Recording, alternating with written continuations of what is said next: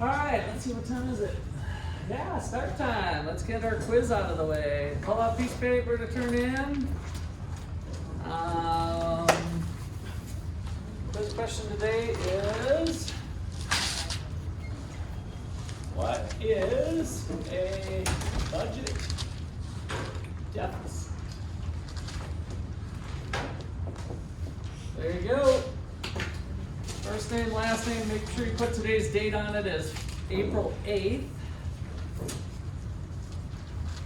Did you guys figure that out?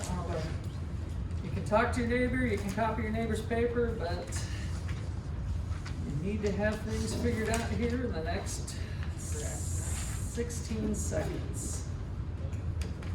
I'm giving you extra time today.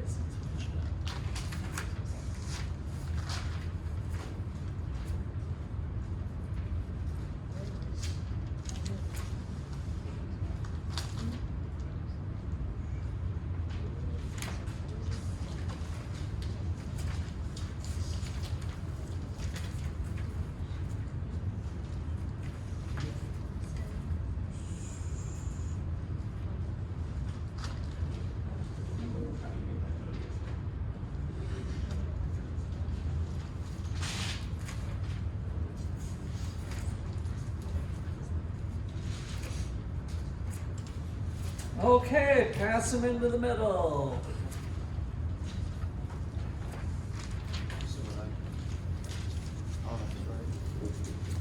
Need everybody's paper in the next 10 seconds. Anybody who comes in late doesn't get these luscious points. 7, 6, 5, 4, 3, 2, 1. So I got everybody's paper. 1/2, 1/3. You got a name on it? Yeah. As long as you got your name on it, should be good. All right, closed. All right, so let's see what we got here. The amount of spending exceeds revenue. I was trying to go fat, my bad. Over something A certain efficiency. amount of something. Okay. When the government can't give out money, wrong. The amount of spending exceeds the revenue over a certain period of time. Yes, but in the sense of this one, I'd like a little more information, but that's real close. When a deficit is present, the government must borrow. True, but not defining really what a deficit is. G greater than T, I like that. When the deficit is present, the government must borrow. Again, true, but not really defining a deficit. When the spending exceeds the revenue. Good, I'd like a little more detail on that one. But here we go. The government borrows with government bonds. That is absolutely wrong.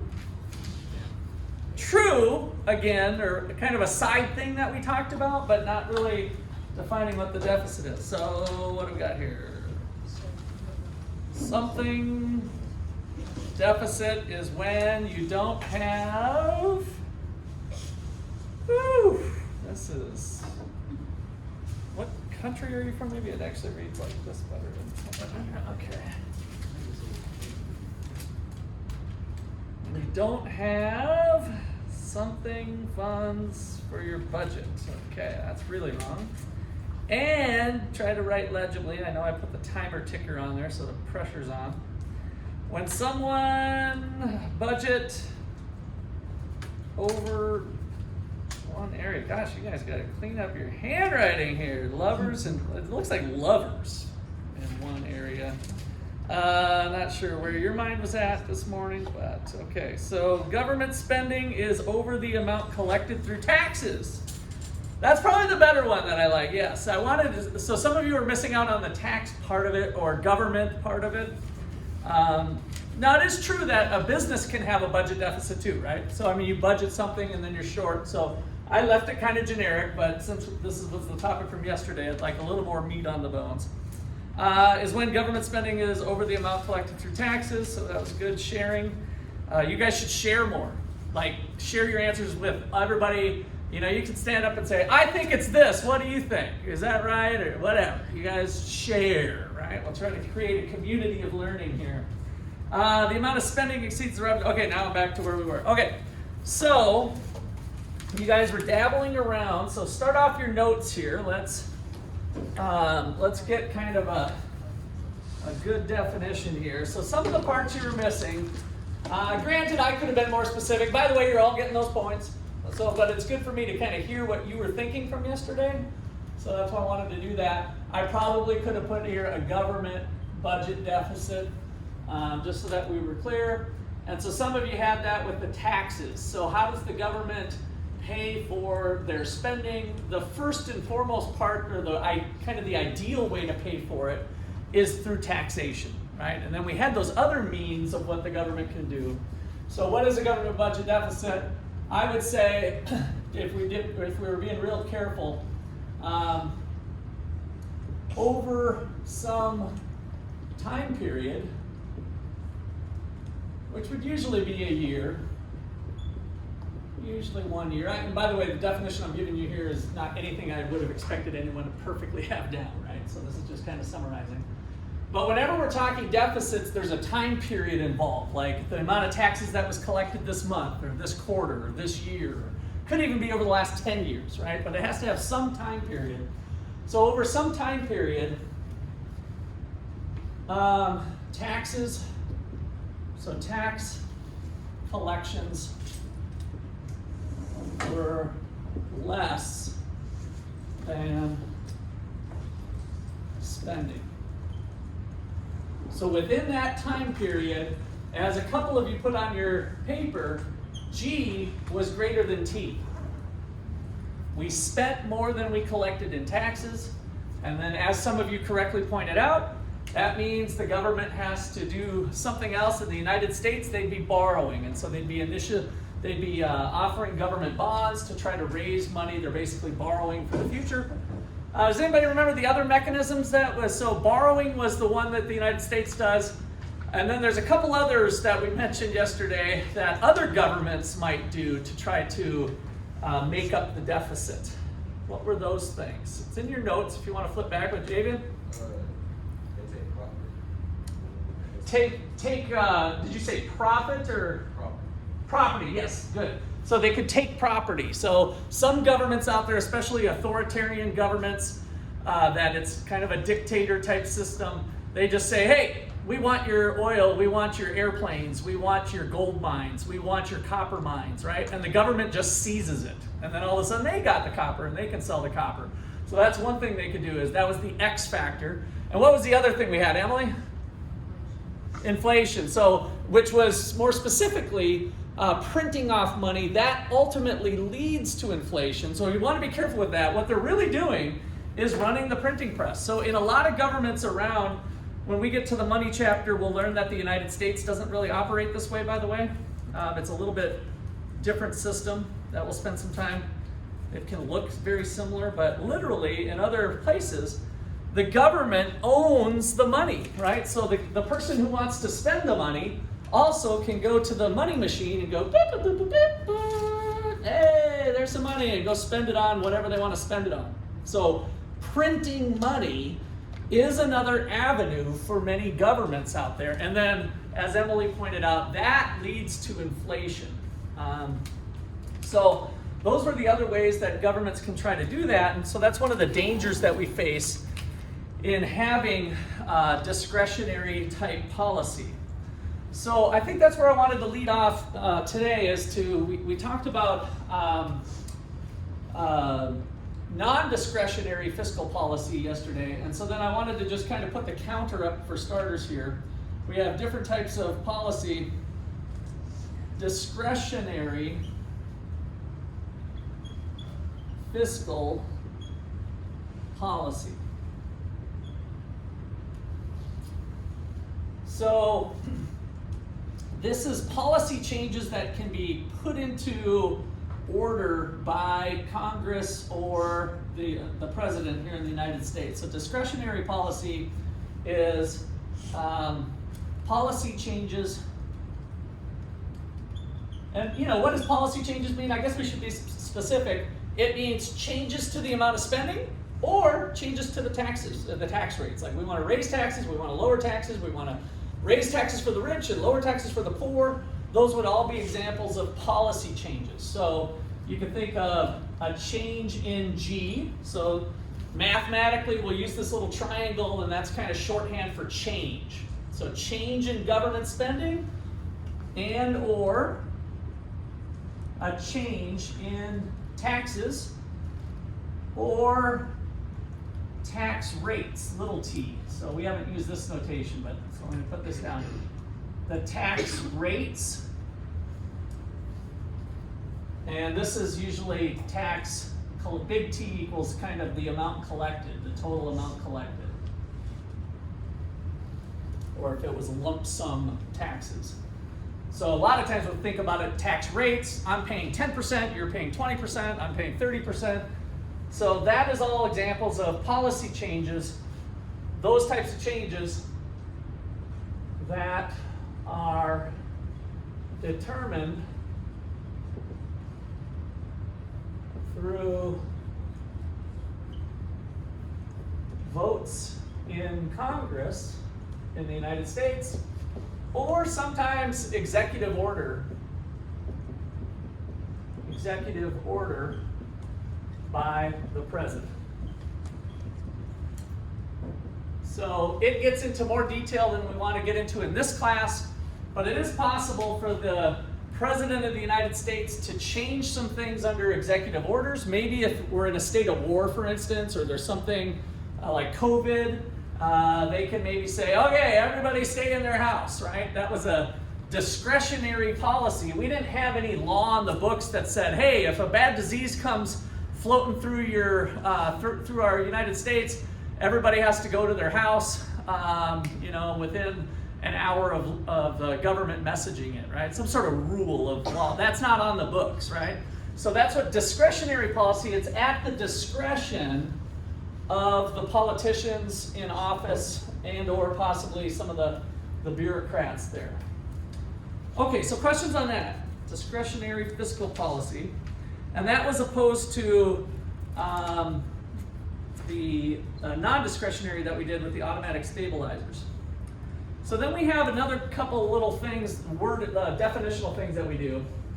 So we have expansionary fiscal policy. So now I'm adding this word expansionary.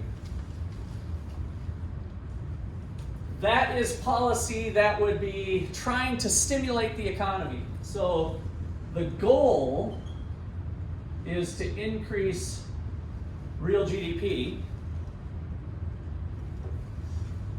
And we do that through an increase in government spending like we talked about yesterday. So the government's spending money, or a decrease in taxes would be an expansionary policy. So the idea is we want to stimulate economic activity, and so we're going to decrease taxes or increase government spending. And then a restrictive policy, or contractionary, but your book uses restrictive, which I don't really like that word as much, but such is life. So restrictive fiscal policy is just the opposite. The goal is to actually bring down economic activity, which might seem weird to you at first, but if we're in one of those situations like we were doing yesterday with the business cycle, that the economy seems to be overheating, it's above its potential, then we would want to decrease government spending or increase taxes to maybe help slow down the economy so that we're not setting ourselves up for a bust.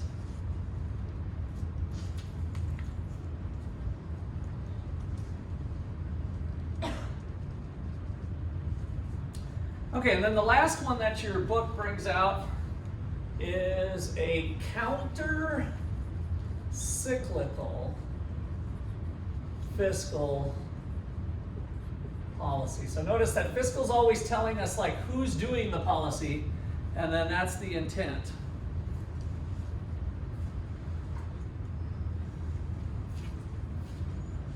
So this policy, the goal is to have changes in G or changes in T that are opposite of the current state of the economy.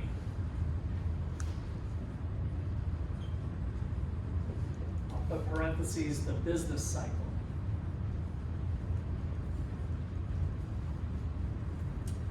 And this one kind of highlights the picture we did yesterday. You can kind of just put some ups and downs of the economy. We're looking at how real GDP is changing over time. So the economy expands and contracts and expands and contracts. And we start to figure out that, what is the potential for the economy? Is this red line. It seems to be like we're moving around the long run potential. So in the short run is the blue line, and the red one is kind of the long run. So in terms of our long run concepts, that's the long run. And the blue line is where we're at the current state of the economy, the short run. And so now we talked about automatic stabilizers yesterday, but it also could be policies that are doing what we just said here, expanding or contracting the economy. When we'd like to do that is up in these areas when we have, I've never done this way before, but let's just say the green area above the line. So let's call it this green area, which you guys could just do if you have one color, you could just make the hashes this way. So the green area, we have the economy being above what our long run potential is.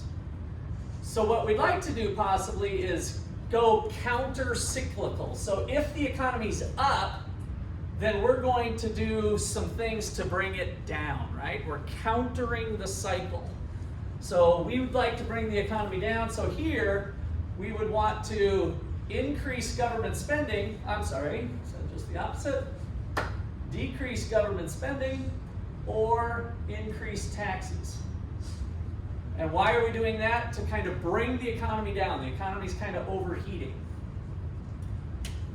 And then when the economy's below the long run, down here, maybe we'll put some hash marks this way. So in the orange region,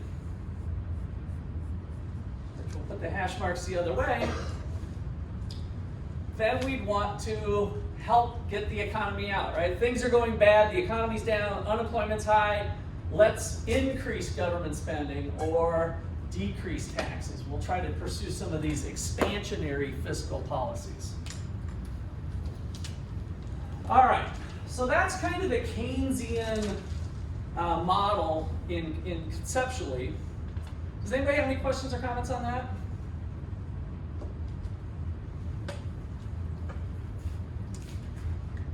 All right. Perfect. Let's tie this back to aggregate demand, aggregate supply. So this was the stuff to kind of bring us back to what Nate and Luke went over with you. Let's see if we can bring some of that back. Well, how does this look like? What does this look like here?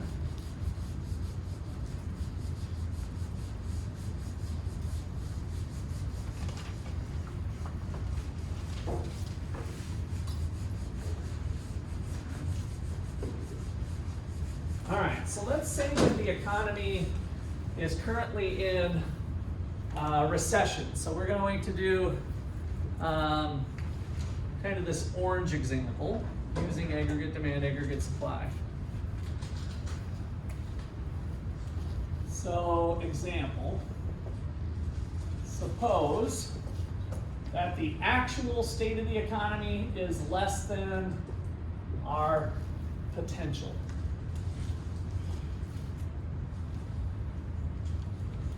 right, draw yourself a nice big graph for this one. We're back to the goods market, so we're measuring real GDP. Real GDP. Why do we put the real word on there? Real, what does real mean when we hear that word in macro class? Inflation. Accounted for or adjusted. So don't just say inflation, because that's not right. So inflation adjusted, right? So we've filtered out the price effect, and now we're focusing in on the quantities of all the stuff in society. We've got all the quantities of stuff. And then over here, we have the average prices of those stuff, the price level. So this was our CPI, right? The Consumer Price Index and the GDP deflator. This was our price level. So it's reflecting the average level of prices of all the crap that we made over the course of the year. So this is the big number. Roughly in the United States, what's the number I'd like you to keep for real GDP? How much? 20 trillion, good. So 20 trillion, just have that number right off the top of your head. I want to hear it come stronger and stronger as we finish out the course. $20 trillion. Okay, so now let's first draw the long run aggregate supply. Long run aggregate supply that should be perfectly vertical. I've got a little bit of slope on this here. Let me redraw mine and see if I can make it a little better, a little squiggly, but that should be a perfectly vertical line. And what is it reflecting? Kind of what is it pointing to down here on the horizontal axis? We've written it a few different times, well, a lot of times, hopefully with Nate and Luke did it, but I even did it the week before when we set this thing up. What lives right here? What do we mark that with? Potential, good. So the potential for the output for the society. So what this is marking for us is to say, here's all the possibilities of how many beer, chicken wings, and services, all the dollar value of all final goods and services produced within the nation's boundaries over the course of the year, adjusted for inflation. That's real GDP. That's the 20 trillion or whatever we run roughly. So given our land, labor, capital, and entrepreneurship, there's some maximum, right? There's some maximum amount that's sustainable in the long run. And that is the potential for the economy. That is this number. Something that grows over time is economic growth. But at a point in time, which is a slice of time here, so if I take 2022, it's right here at a slice of time, that is a number.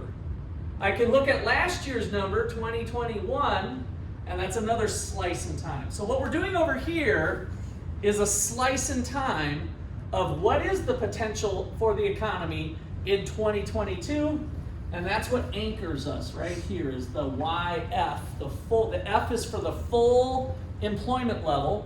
All of our resources are fully employed. Does that mean we don't have any unemployment? No. What is our unemployment level that we expect in the long run? We have a special name for it. You can look back in your notes. The amount of unemployment where there's only structural and frictional unemployment. It's the place where we expect unemployment to be in the long run. It's the blank blank of unemployment. Natural rate, good, Javian. So the natural rate of unemployment is still going on when we're at full employment, right? So we still have the natural rate of unemployment. And then all of our other resources of land, labor, capital, entrepreneurship, they're all like fully engaged, right? At kind of a long-term sustainable level. I mean, can people work 60 hours a week? Can they even work 80 hours a week sometimes if they have to? But can they work 80 hours a week for 20 years? Not so much, right? You're usually going to drive yourself crazy or have stress and breakdown and have some health issues or something if you're working 80 hours a week. But you can do it 1 week. We can all push ourselves. that's what I mean by sustainable, is that we can work 1 week where we're really pushing it, but for the long term, probably ratcheting that back to 40 or 50. Usually 50 is about long-term sustainable for some people. You know, some people try to work 60 hours a week and then they end up like, oh, there's more to life than just work, blah, blah, blah, right? So we hit that kind of sustainable level of resource usage here at this full employment. All right, so we kind of laid that all down before. We have the natural rate, so a couple notes that we might make here. At YF, we still have the natural rate of unemployment is the unemployment rate.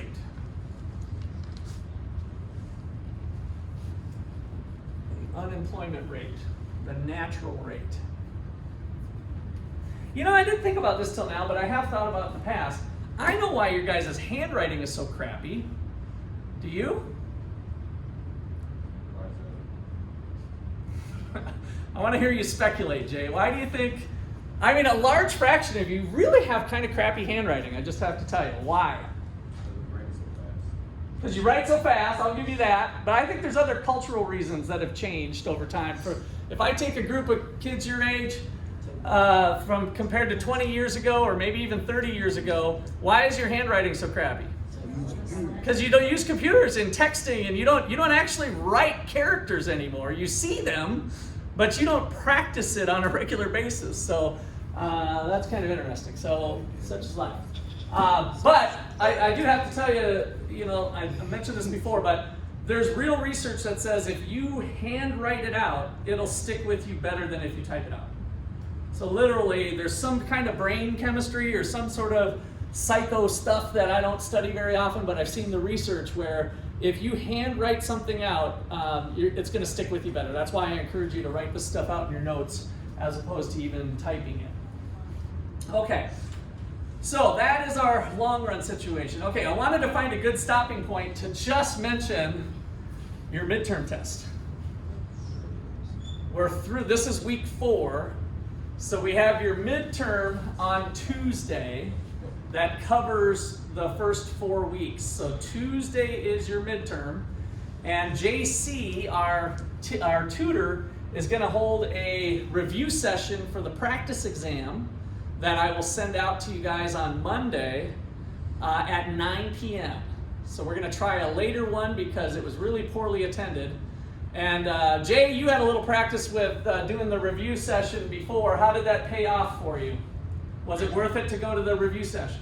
Yeah, like it's more so it's just like the test, but I wouldn't say there's many like you kind of just like switched up like the wording, but it's the exact same. It's pretty darn close. Sometimes I change some stuff, but the whole purpose of the review test is that you guys get a head start on the test, so that when you come into the classroom, you're basically had already seen the material or something very close to it.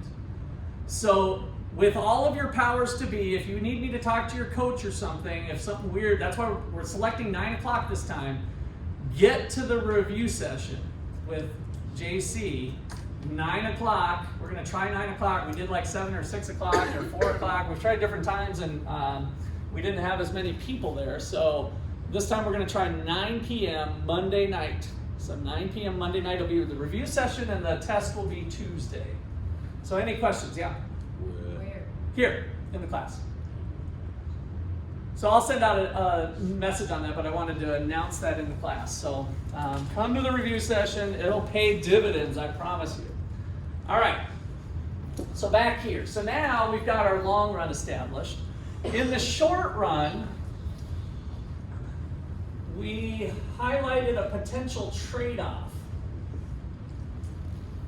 So in the short run, it's possible to have a trade-off where output can go beyond our potential. Now, it's at the expense of some prices going up, specifically output prices. So the most important part to this short run aggregate supply curve is that resource prices are fixed. I'm going to use nominal wages, a big W of $10, just as a reminder, and your textbook uses some other ways to notate this, but just as a reminder, and you'll see later what I'm trying to get at, that this is showing resource prices being fixed at some amount. And that's how we're able to get this trade-off between higher prices. So if you're Walmart, if the prices on the shelves go up, but you don't have to pay your people and your resource vendors anything more, that's a profitable thing for you, right? And so you're able to increase the supply of goods when that's true. But in the long run, resource prices and output prices normalize and equalize. And so in the long run, if inflation of prices at Walmart has been 7%, then your wages are going to be 7% higher eventually when they catch up. So when market prices figure itself out, in the long run we'll get there. Well, one of Keynes' famous quotes that I think you saw in your video, your first video, was, "In the long run we're all dead." So he thought the long run's too long, let's do some government policy to ease the burden. And so that's kind of where we're at with this Keynesian theory stuff currently. All right, so now what I want to do is different than what we did before. I'm going to start us off in a recession. So we're going to have the aggregate demand curve be intersecting the supply to the left. So be careful when you draw your aggregate demand curve. Draw it to the left of the full employment level. So go ahead and draw that in here. The current state of the economy is always where the aggregate demand and the short-run aggregate supply curve intersect each other. So the actual state of the economy, what I've been calling Y-act here, let's call it Y1 act. The economy is currently right here, and that means we're in the orange area. This is an example of the orange area over here, where the actual level is below the long-run potential.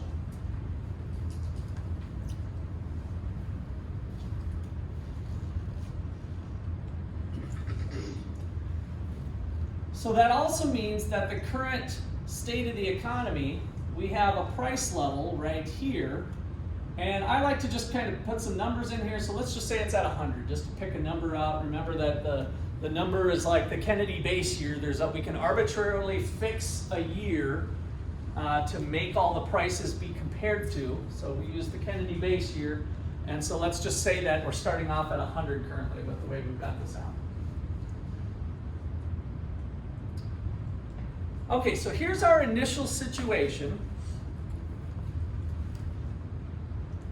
And we want to highlight, like, where's the economy going naturally, and then what would be a government policy move if we're a Keynesian.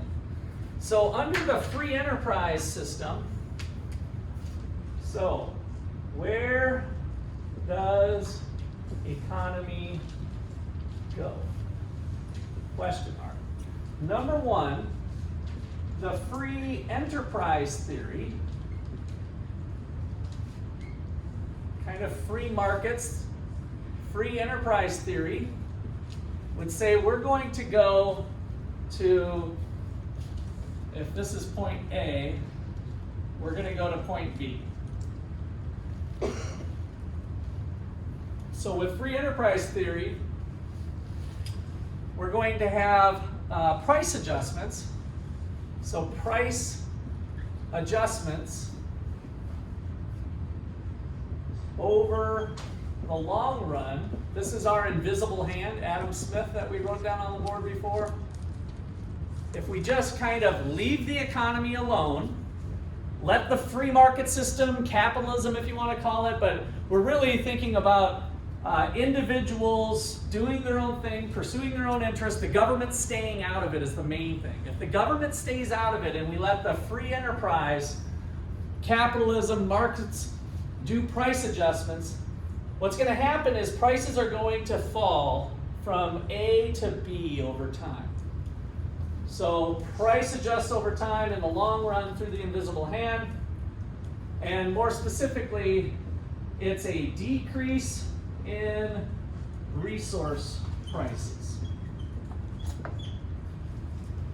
which is a increase in the short run aggregate supply curve.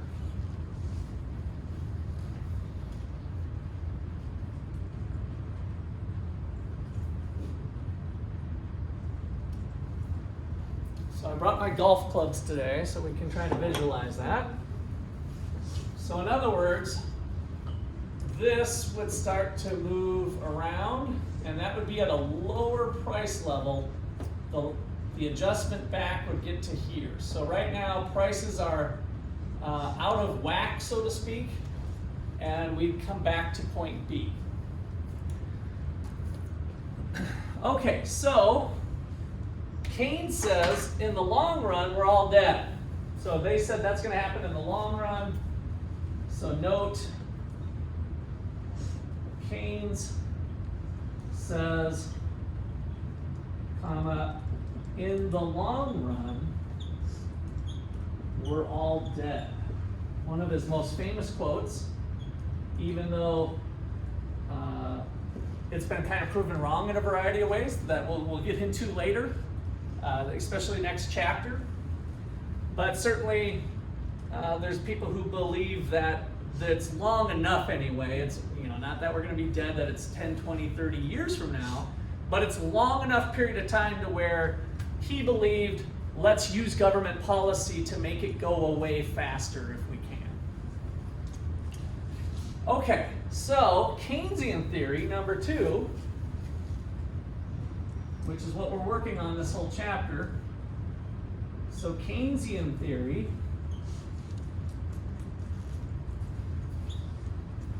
says we should do the government budget deficit. I think I'm going to get rid of this.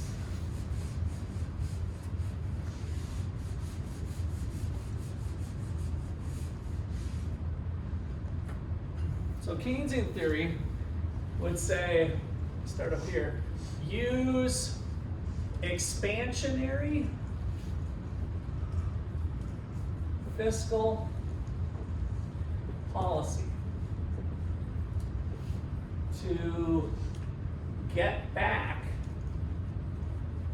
to YF quicker.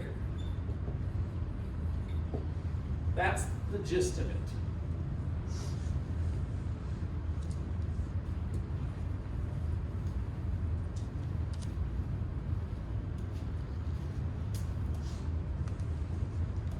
So now, if we use fiscal policy and we increase G, expansionary fiscal policy, we cut some checks for people, right? It's COVID and like, oh, we got to get this economy going. Everybody gets $1,000. Here you go. You want 1,000? Sure. Here. You want 1,000? Sure. Here. You want 1,000? 1,000, 1,000, 1,000. I got you all covered. I got you. I got you. Right? Pass out $1,000. Increase G. What happens over here? Now this goes back to what Nate and Luke did earlier on in the week with you. So what would cause the aggregate demand curve to shift to the right? What were some of the aggregate demand shifters? I want you to go back. I know that those guys listed them out. They should have had a list of aggregate demand shifters. Aggregate demand shifters. Things that will shift the aggregate demand. Jay, you found some? Yeah, increase in real wealth. Okay, increase in real wealth. Good. What else? A decrease in real rate of interest. Okay, if interest rates fall, that helps people maybe spend more money, right? So these are all things that are going to stimulate that. Okay, what else? Optimism about future eco conditions. Okay, so optimism about the future. Now, I want to kind of play on that one for a little bit. You can see that in this case, the economy's not doing so hot, and so that's part of the problem is people aren't optimistic about the future, right? And so that one would be kind of hard to assume that's going to get us back, but maybe that would change eventually. Go ahead. Rise in the expected rate of inflation. Okay, inflation's going to go up, so I need to start doing some things differently. If I expect future higher prices, let me go buy something today. Let me buy something today. Okay, what else? Higher real income. Higher real income, so people are generating more income with what they're doing. Good. What else? And the last one, I got parts for it, like a decimation, and then I forgot, I think they erased the last one. Okay. Foreign exchange. Say that again. Foreign exchange. Foreign exchange. Okay.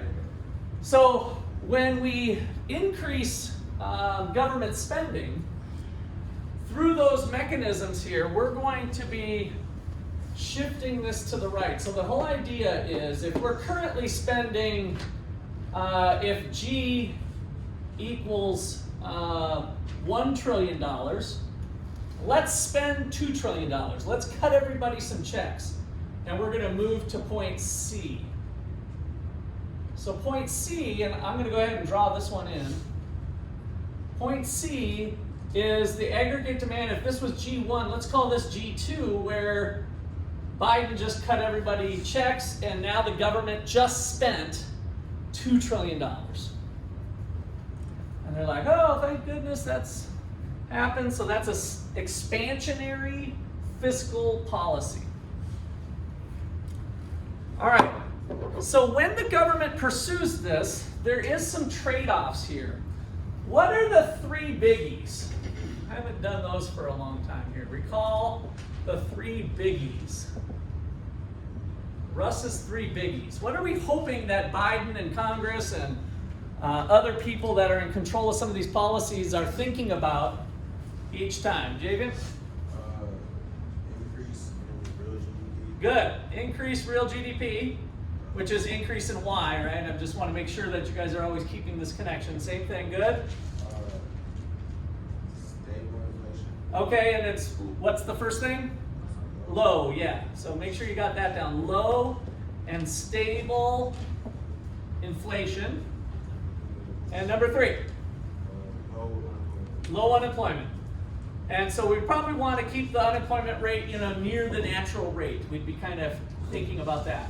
So those are the things we hope is going on. So now when we analyze the value of this government policy, how are they doing on number one? If the government spends money, are we increasing real GDP? Moving from A to C. Is that going on? Yeah, right? So that's a check. They're like, they passed that test. Are they keeping inflation low and stable? What's happening to the prices? Is there inflation going on when the economy moves from A to C? Yes. So check it out, right? I didn't put it on here on purpose, but if the price level was here and now it's at 107, 107 minus 100 divided by 100, what's the rate of inflation here? Nice and loud, everybody. What's the rate of inflation when it climbs from 100 to 107? 7%. So that government policy was inflationary, so this one gets the big red X here. Right? We're not keeping stuff low and stable. So there's a trade-off there. How about unemployment? Is unemployment getting better or worse with the policy moving from A to C? Is unemployment getting better or worse? Is it getting lower like we hope it to be? Is it getting lower or higher? The unemployment rate. Moving from A to C. This is our report card for the government. Higher, so it's getting worse, higher unemployment. So how did unemployment, now notice you guys are starting like, where's the U? Where's the U? Rustin put the U on here. You're right, the U's not up there. So now we're starting to put the building blocks together. What was the connection between unemployment and real GDP?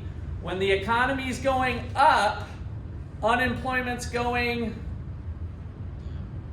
down. Right? When the economy's going up, are people working more? Yes, they got jobs, so unemployment's going down. So they move countercyclically, by the way, is another word that we didn't say before, but it's a negative relationship. Real GDP goes up, the economy's doing good, unemployment's down. Real GDP goes down, unemployment goes up, right? They move in opposite directions. So when we look at this connection here, as the economy's increasing towards full employment, or the full employment level of real GDP, the potential, unemployment's falling. So they passed this one. So this is a check. Unemployment's getting lower than what it was. So we're moving the right direction. Okay, so there's our checklist of, well, we got two things moving the right direction, but inflation might be a problem. So that is highlighting the Keynesian dilemma to some degree. Now maybe that trade-off is worth it, right? So now we can start to think, well, is it better to get back to here quicker, or should we let it go over the long run? Again, if we went over the long run, what happens is we have prices starting to fall, resource prices starting to fall to align with that. Real GDP is going up, unemployment's going down, and resource prices are falling. So the natural adjustment isn't all bad. In fact, it passes on all of these. We have the same thing. So the sticking point is the length of time. Keynes says in the long run we're all dead, but if that long run turns out to, well, maybe it was 3 months, can you live in 3 months? I mean, is it 2 months? Is it 6 months? That's the debate that economists have with these different theories. Like, how quick is the adjustment? That's one angle of it. All right, so the Keynesians believe it's worth the pain. Let's adjust it quicker and we'll get back to full employment. Yes, it'll be at higher prices, but that was worth it, potentially. Now, if I change this to, 102, then it's only 2% inflation. So then that wouldn't be too bad, right? Maybe if it was only 2 instead of 7. And by the way, that's been the story for the last 40 years. So this is special. You guys are special. It also sucks for you, but you're special that we're having 7.9% inflation for the first time in 40 years. It was the late 70s the last time we had that.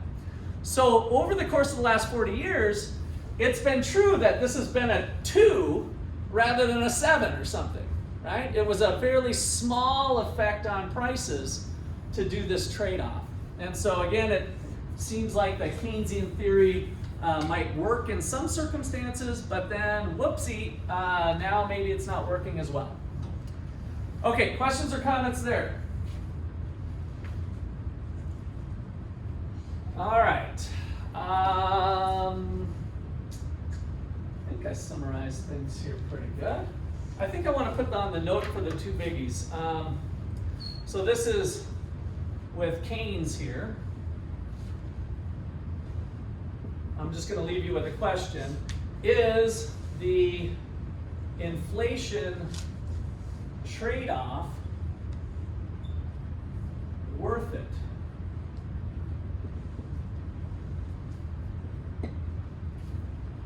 And that's the whole short run versus long run. So if we compare that with the free enterprise system, maybe we add another checkbox here. With the free enterprise system, we increase real GDP, we have low and stable inflation still, and we have low unemployment. But we have all three things working the right way, but in the wrong direction. Or possibly over a longer period of time. So free enterprise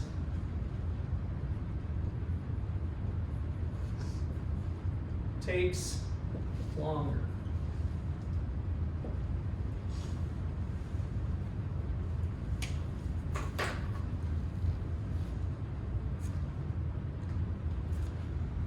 Okay,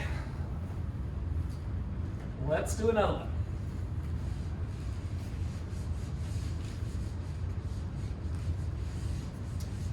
What if we're on the other side, where we're in the upper portion, where the economy's heating up a little bit?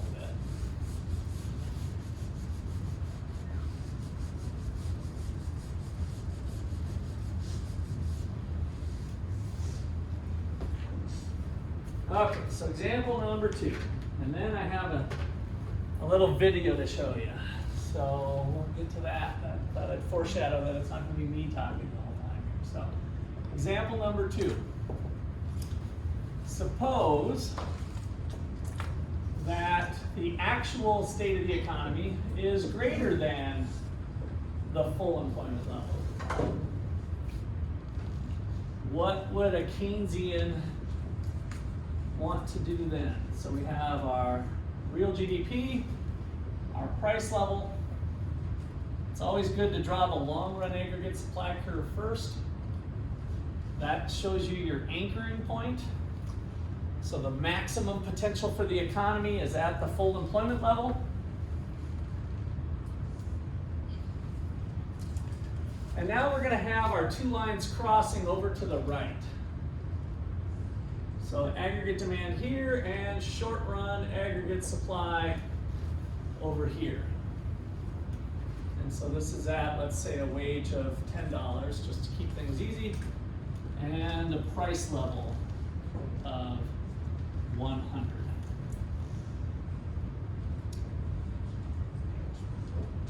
And maybe we're at $20 trillion of long run potential for the economy.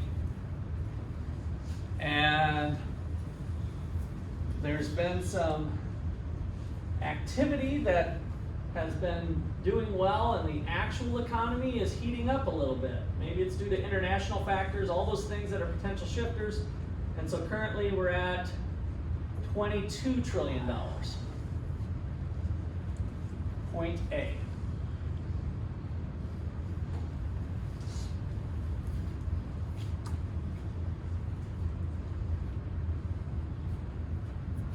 So at point A, people are working the 80-hour work weeks, right? So we're pushing resources kind of beyond their full employment level, and it's not really sustainable in the long run.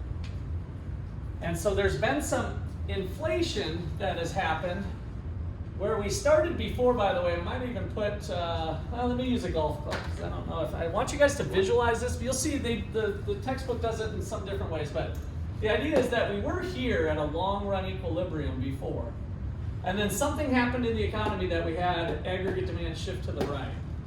So when that happened, in order to get to point A, we had prices on the shelves at Walmart climb, but resource prices stayed at 10. That's kind of our story that we were talking about before. I think I like that. Let me add that in. I've been trying to follow. Your textbook actually does a version of that. I'm going to do it with a dash line. So you guys can put in a dash, dash, dash, dash. Let's call this 80-0. And so that was a long run equilibrium at the, let's call it the X point. Because we're just kind of, it's like a ghost point, right? So we'll put a little note on this one. Note, economy had a long run equilibrium at point X. And now we've got this situation where things have heated up.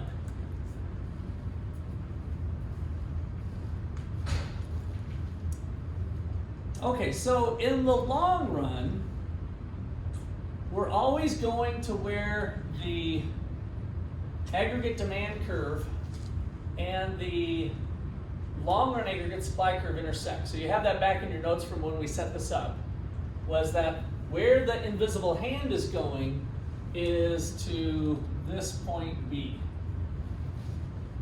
So we'll add this onto our notes. And let me do the free enterprise system. So free enterprise theory has resource prices adjusting up to new long-run equilibrium at point B. So we'll put on here the intersection of aggregate demand and the long run aggregate supply. That's where the economy is going if we let the invisible hand do its thing.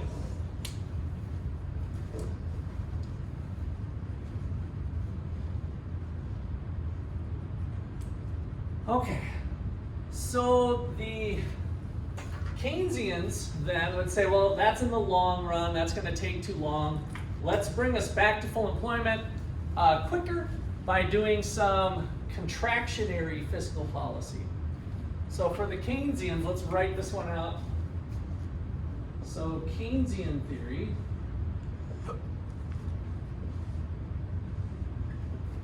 would suggest use contractionary, restrictive, sorry, they call it restrictive. Use restrictive fiscal policy. Use restrictive fiscal policy to get back to full employment. What is restrictive policy? Decrease government spending or increase taxes. And that's going to get us back to point X. Go back to point X.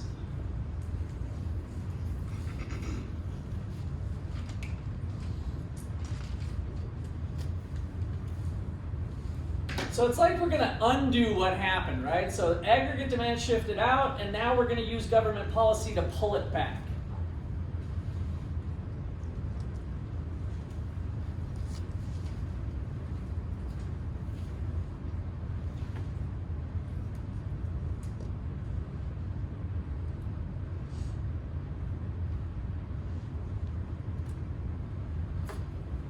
So let me write that out, and then we'll be, I think, about ready for our video.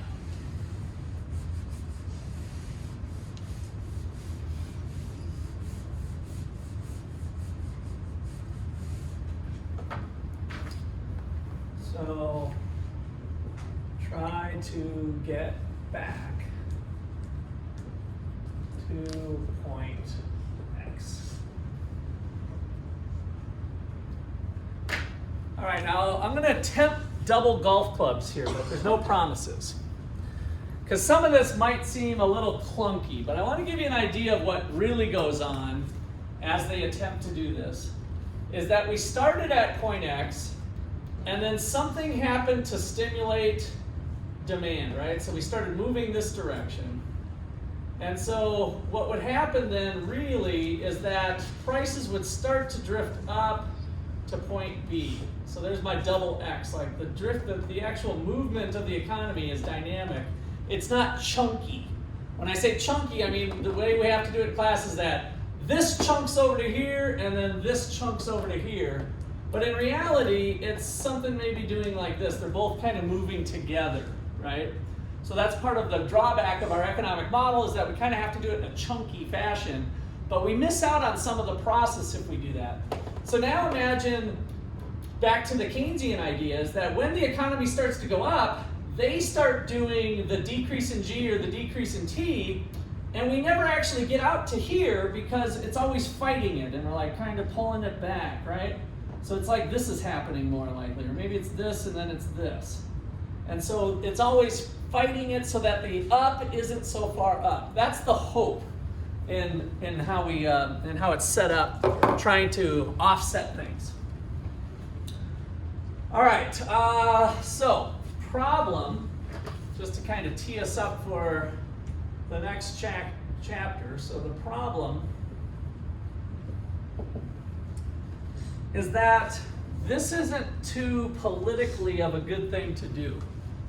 So one problem that comes out of the Keynesian theory is that a decrease in G or an increase in T are not popular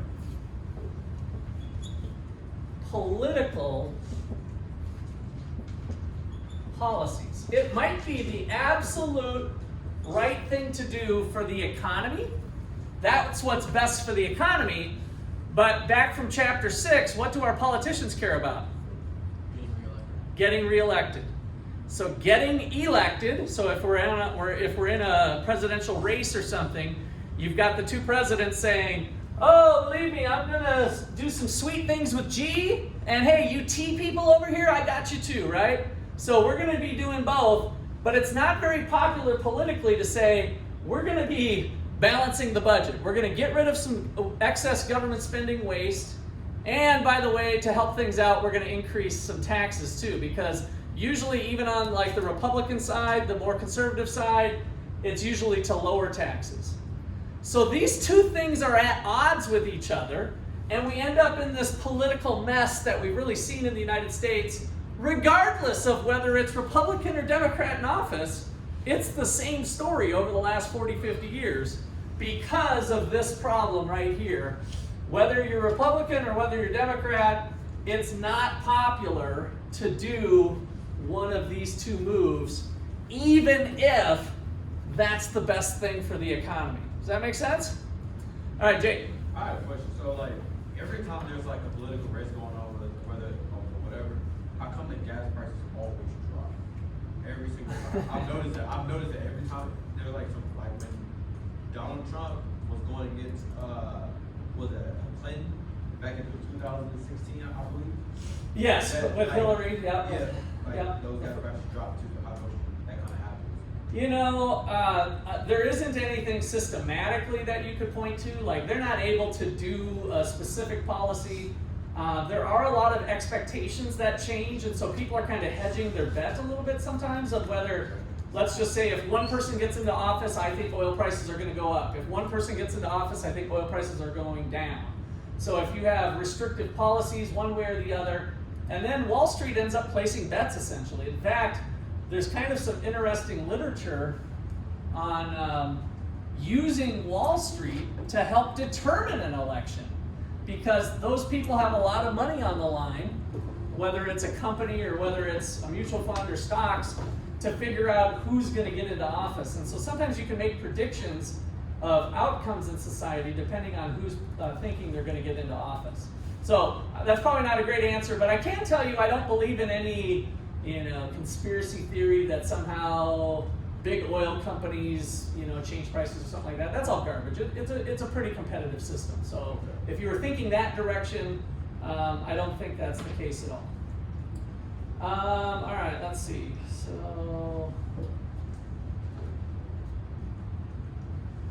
So we have this footage from a conference. You guys saw the one with Nate and those guys. So this is another year.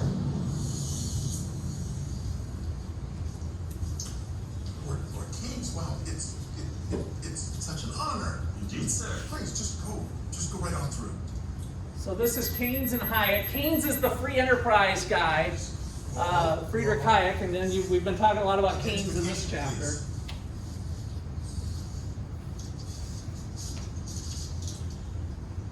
Here? No, Hayek. Like, high explosives. High explosives. We have a 1066 HQ, I repeat. We have a 1066. Copy that, Mike. Early 1066. That's just an example of that. I just saw this guy this guy at the conference I was just at.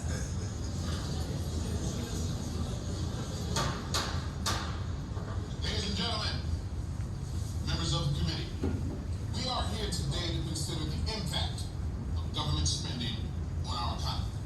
We're fortunate to have two world-renowned economists to offer their testimony on the matter.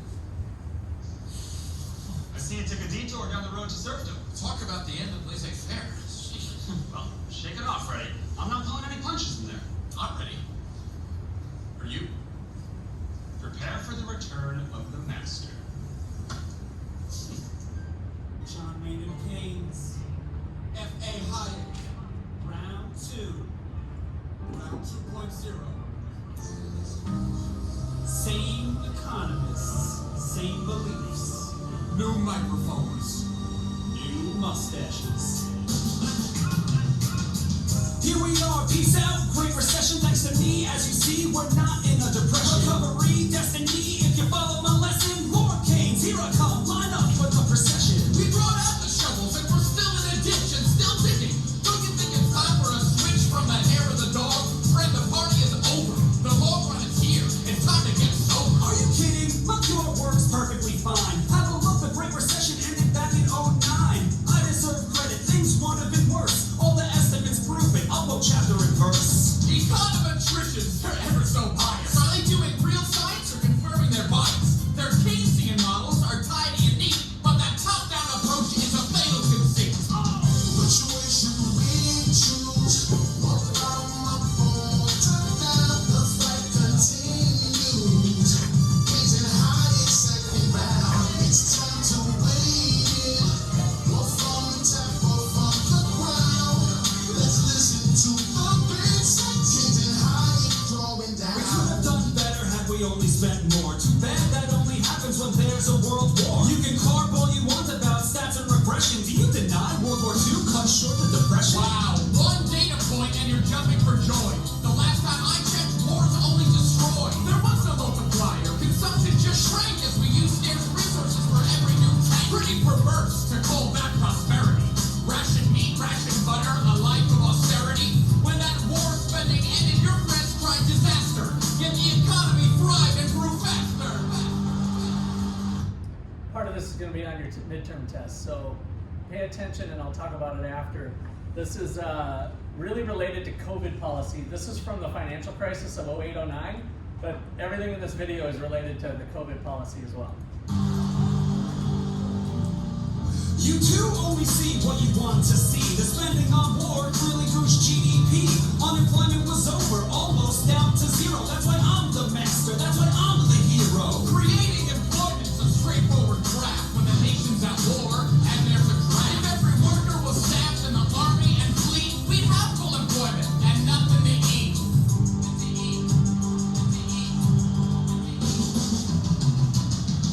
Which way should we choose? Walk out my phone, turn down, the fight continues. Getting high, second round, it's time to wait it. More from the tap or from the ground. Let's listen to the beats, getting high, going down. Jobs are a means, not the ends in themselves. People work to live better, to put food on the shelves. Real growth means production of what people demand. That's entrepreneurship, not your central plan. My solution is simple and easy to handle. It's spending that matters. Why is that such a scandal? Money slashes through the pipes and the sluices, revitalizing the economy's juices. It's just like an engine that's stalled and gone dark. To bring it to life, we need a quick spark. Spending's the lifeblood that gets the flow going. Where it goes doesn't matter. Just get spending You'll flowing. see like in some sectors as a general run, but some sectors are healthy, only some are run. So spending's not free, that's the heart of the matter. Too much is wasted as cronies get fatter. The economy's not a car, there's no engine to stall. No expert can fix it, there's no it at all. The economy's us, we don't need a mechanic. Put away the wrenches, the economy's organic. Which way should we choose? Walk out my phone, turn down, the fight continues. Getting high, second round, it's time to wait it. More from the tap or from the ground. Let's listen to the beats, getting high, going So, what would you do to help those unemployed? This is the question you seem to avoid. When we're in a mess, would you have us just wait, doing nothing until the markets equilibrate? I don't want to do nothing. There's plenty to do. The question I ponder is who plans for whom? Do I plan for myself or leave it to you? I want plans by the many, not by the few. Let's not repeat what created our troubles. I want real growth, not a series of bubbles. Stop bailing out losers. Let prices work. If we don't try to steer them, they won't go berserk. Come on, are you kidding? Don't Wall Street gyrations challenge a worldview of self-regulation? Even you must admit that the lesson we've learned is more oversight's needed, or else we'll get burned. Oversight? The government's long been in bed with those Wall Street execs and the firms that they bled. Capitalism's about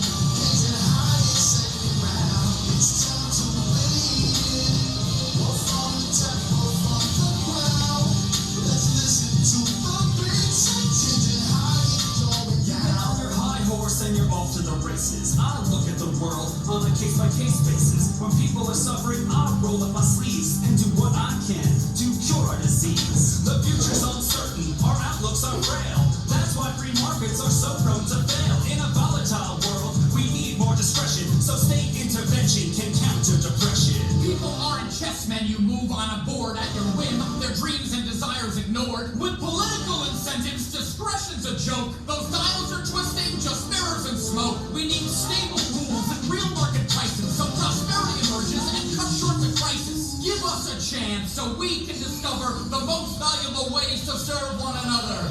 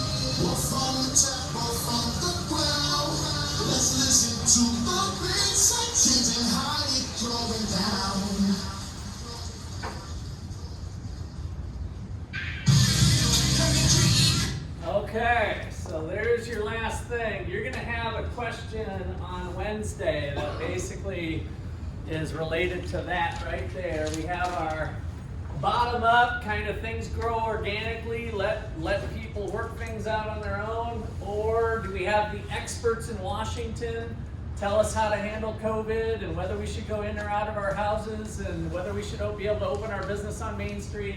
Kind of the expert-driven top-down approach that's more mechanic. So we think about the economy being more of a machine that can be fine-tuned by experts, or is it more organic and we gotta let people do their own thing and have some freedom to do so? All right, we'll see you Monday. That wraps up that chapter.